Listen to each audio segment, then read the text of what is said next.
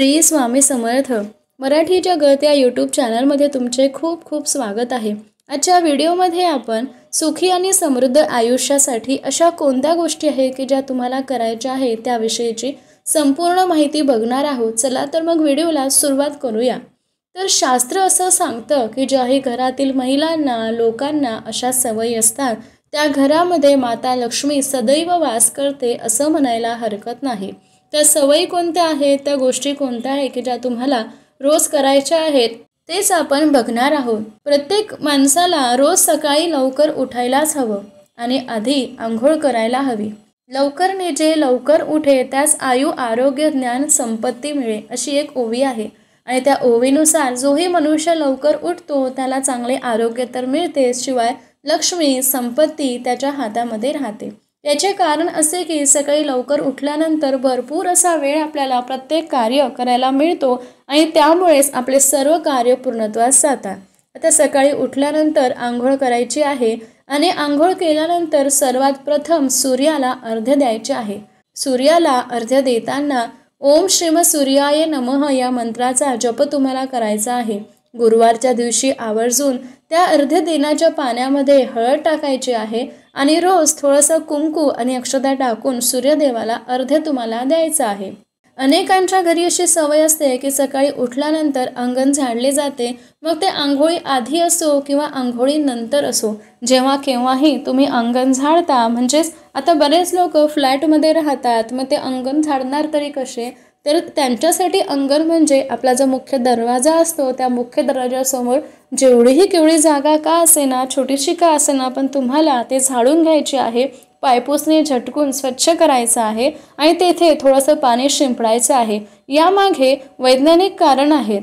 पहिलं वैज्ञानिक कारण असं की घरामधली अस्वच्छता दूर होते आणि घराबाहेरील घाण दूर होते। शास्त्रीय कारण असं की ज्याही घरामध्ये अंगणामध्ये जेव्हा थोडंसं पाणी सकाळच्या वेळेस सांडलं जातं तेव्हा त्यांच्या घराच्या बाहेर रात्रभर आलेले काही जर का पिशाच असेल, वाईट बाधा असेल तर ती पाणी शिंपडल्यावर निघून जाते।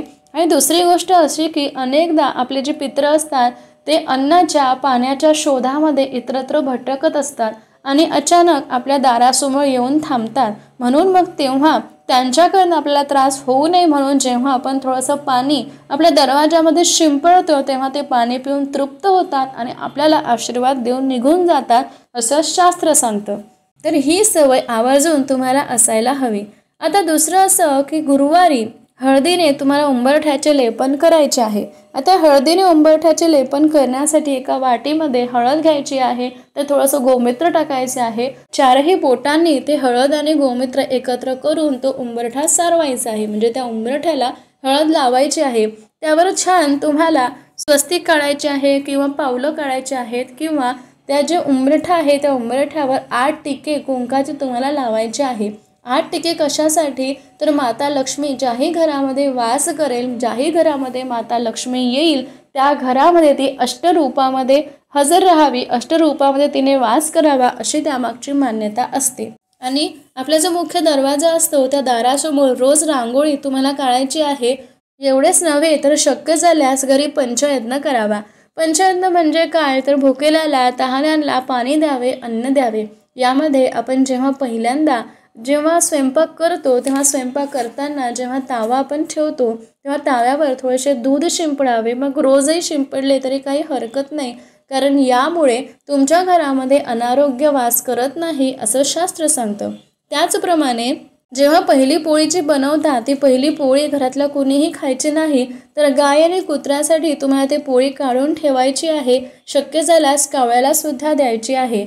शिवाय आपण जेव्हा पोळी करण्यासाठी जे कणकेचा जो गोळा मळतो त्या गोळ्यामध्ये आपल्याला थोडी चिमूटभर हळद, नावापुरती हळद, थोडेसे मीठ किंवा साखर आणि तूप तुम्हाला घालायचे आहे। यामुळे काय होईल, या सगळ्या गोष्टीत मीठ तर आपण घालतच असतो, पण थोडीशी काय होईना साखर घातली, तूप घातले, थोडीशी चिमूटभर हळद घातली तर त्या घरामध्ये माता लक्ष्मीचा वास अखंड राहतो अशी मान्यता आहे। शिवाय रोज तुमच्या घरामध्ये तुळशीची पूजा ही व्हायलाच हवी। संध्याकाळी तुमच्या तुळशीसमोर दिवा हा लागायलाच हवा। तुळशीची पूजा करताना तुम्हाला एक मंत्र म्हणायचा आहे। तो मंत्र असा की महाप्रसाद जननी सरसौभाग्यवर्धिनी आधी व्याधी हरिणेत्य तुलसी त्वा नमोस्तुते असा तुम्हाला मंत्र म्हणून तुळशीला पाणी अर्पण करायचे आहे। हा एवढा मोठा मंत्र तुम्हाला येत नसल्यास तुम्हाला छोटंसं वाक्य म्हणायचं आहे, ते म्हणजे ओम श्री विष्णुप्रियाय नमः, ओम श्री विष्णुप्रियाय नमः एवढं म्हणून तुम्ही त्या तुळशीला पाणी अर्पण करू शकता।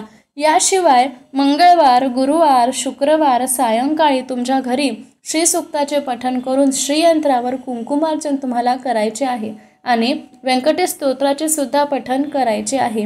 आणि ह्या सर्व सेवा माता लक्ष्मीच्या तर आहेतच, शिवाय श्रीसूक्ताचे पठण तुमच्या घरात केल्यामुळे कुलदेवतेचा सुद्धा मान सन्मान एक प्रकारे होईल अशी मान्यता आहे। आणि रोज संध्याकाळी कालभैरवाष्टक म्हणावे, स्वामींचा एकमाळ जप तुमच्या घरामध्ये करावा। स्वामींचा एकमाळ जप यासाठी की आपल्या स्वामींचा आशीर्वाद सदैव तुमच्यावर राहण्यासाठी। तसं तर 11 माळी जप करण्याची पद्धत आहे, पण अनेकांना शक्य नसल्यामुळे कमीत कमी 1 माळ तरी करावा। आणि असं म्हणतात की ज्याही घरामध्ये एक स्वामींचा 1 माळ जप होतो त्या घरावर स्वामींची सदैव कृपादृष्टी राहते।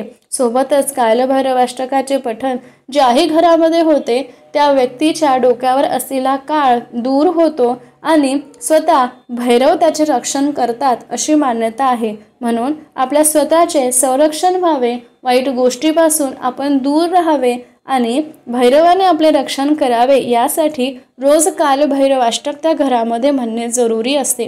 अशा प्रकारे शास्त्रशुद्ध पद्धतीने आणि वैज्ञानिक पद्धतीने ज्याही कोणत्या गोष्टी महत्त्वाच्या आहेत त्या तुमच्या घरामध्ये होणे अतिशय महत्त्व असते, जेणेकरून तुमचे आयुष्य सुखी समृद्ध होईल आणि माता लक्ष्मी अष्टरूपाने तुमच्या घरामध्ये वास करेल। ही माहिती तुम्हाला कशी वाटली ते सांगायला विसरू नका आणि शक्य झाल्यास यातील अनेक गोष्टी किंवा थोड्याफार गोष्टी करण्याचा प्रयत्न करा।